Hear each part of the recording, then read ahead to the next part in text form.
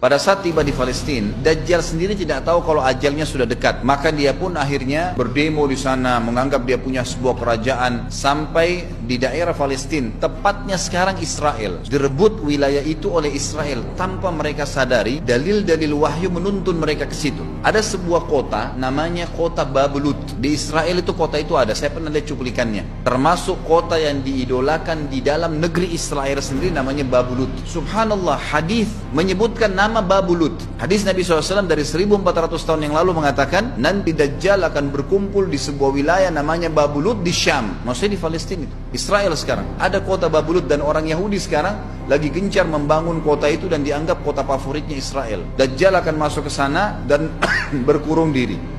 Keluar dari kota Madinah satu orang yang namanya seperti namanya Nabi Muhammad SAW, Muhammad bin Abdullah, dan dia dari turunan Nabi SAW juga. Kata Nabi SAW, akan keluar nanti seseorang dari kota Madinah, dari keturunanku yang namanya seperti namaku, Muhammad bin Abdullah. Juga sama posternya, parasnya seperti aku, sama dengan Nabi SAW, persis alisnya, rambutnya, kulitnya dari turunan Nabi SAW, tapi dari asli kota Madinah. Sebagian ulama hadis mengatakan dari turunan Hasan radhiyallahu anhu ajmain, tapi akhlaknya bukan seperti akhlakku. Tentu tidak mungkin ada orang yang sama dengan akhlak Nabi SAW. Allah mengubah dia dalam sehari semalam. Tiba-tiba berubah menjadi orang baik dalam sehari semalam. Jadi orang faham agama. Orang-orang pun akan datang kepadanya dari masyarakat Madinah berkata, engkau adalah turunan Rasulullah SAW, pimpinlah kami berperang melawan Dajjal. Engkau adalah turunan Rasulullah SAW, pimpinlah kami berperang melawan Dajjal. Maka dia pun menolak. Dia menolak awalnya, kemudian dia menuju ke Mekah diikutin dengan 300 orang pertama dari kota Madinah. Sampai di Mekah, setelah selesai dia tawaf, maka seluruh muslimin menunjuknya sambil mengatakan engkau harus memimpin kami. Dan orang ini punya julukan Mahdi, dikenal dengan Imam Mahdi. Inilah tanda-tanda kiamat yang kedua. Setelah Dajjal keluar, buat kerusakan di muka bumi tadi selama 40 hari itu atau setahun lebih. Kemudian keluarlah tanda-tanda kiamat kedua pada saat dia sudah tiba di kota Babulut di Israel. Keluarlah si Mahdi ini. Pada saat dia tiba di Mekah, dibaiatlah oleh banyak kaum muslimin. Tidak disebutkan jumlah pasukannya, maka terbentuklah pasukan jihad yang mengejar Dajjal menuju ke Palestina. Tanda-tanda kiamat besar yang ketiga adalah pada saat pasukan Imam Mahdi dengan pasukan jihad itu tiba di Darul Baydha namanya, kota putih yang ada menara putihnya, dan itu sekarang di negeri Syam, tepatnya di Damaskus, ibu kota Syria. Hadis menyebutkan di menara itulah, di masjid itulah Imam Mahdi mampir sholat asar bersama pasukannya. Pada saat itulah datang tanda-tanda kiamat besar yang ketiga, yaitu turunnya Nabi Isa alaihissalam. Kata Nabi SAW dalam hadis Bukhari, hadis Muslim, hadis Sahih semuanya, dikatakan Isa alaihissalam akan turun sambil memegang kedua sayapnya malaikat, dan dari rambutnya yang basah meneteskan air, dan semua muslimin waktu itu menyaksikan. Dan ini wahyu, penyampaian, pasti terjadi. Maka dia pun turun, lalu kemudian dia masuk, dan orang-orang pada saat itu mengenalnya kalau dia adalah Isa, dan mereka sudah tahu ini masanya turunnya, keluarnya Dajjal. Mahdi sudah ada, mereka tahu akan turun Isa. Sudah ada informasi seperti saya sampaikan ke Bapak Ibu sekarang, itu multi muslimin zaman itu sudah tahu semua.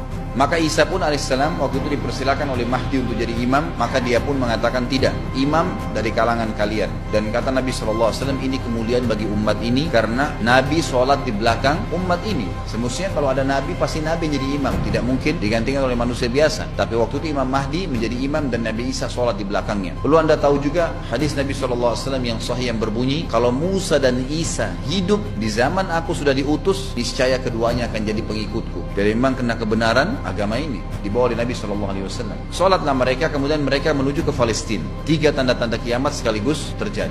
Nabi Isa alaihissalam akhirnya tiba dengan pasukan mujahidin di depan pintu gerbang Babulut. Kemudian orang-orang Yahudi tidak kenal, tidak tahu Nabi Isa, tidak tahu tentang itu Mahdi. Mereka belum tahu ini. Mereka berbangga-bangga saja. Lalu mereka berkata kepada Dajjal, ada pasukan, segelintir pasukan yang mau menyerang kita. Dajjal mengatakan, bukakan pintu gerbang. Mereka tidak akan mampu melawan kita karena pasukannya mereka banyak memang. Maka Dajjal dengan sombongnya menunggu di depan pintu gerbang. Pada saat dibuka, Dajjal kaget melihat ada Isa alaihissalam. Dan pada saat itu kata Nabi SAW, Dajjal faham kalau sudah tiba ajalnya. Begitu melihat Isa alaihissalam, dia lari dan badannya sambil meleleh di depan para pengikutnya. Lalu Isa alaihissalam mengejarnya, mengatakan, wahai musuh Allah, saatnya kau akan menemui ajalmu. Ditusuklah dengan tombak emas di antara dua matanya, maksudnya di dahinya, ditusuk oleh Isa alaihissalam dan matilah Dajjal. Pada saat Dajjal mati, pengikutnya pada ketakutan semua. Mereka anggap Dajjal Tuhan, mereka anggap Dajjal orang yang perkasa lah, orang yang kebal lah, beragam macam kelebihan. Mereka kaget pada saat mati. Maka seluruh pengikut Dajjal dari kaum Yahudi akan bersebaran sembunyi di bawah batu dan pohon, di atas batu dan di bawah pohon. Semuanya batu dan pohon itu akan berbicara kepada setiap pasukan mujahidin, berkata, wahai muslim, ini Yahudi di atas saya atau di bawah saya. Batu bilang ini Yahudi yang sembunyi, yang pohon mengatakan, wahai muslim, ini Yahudi, bunuhlah dia. Maka dibunuhlah orang-orang Yahudi tersebut yang menjadi pengikut Dajjal oleh kaum muslimin, kecuali satu pohon, namanya pohon Garqad. Dan apakah Bapak Ibu sudah tahu, sekarang pemerintah Israel besar-besaran menanam pohon itu.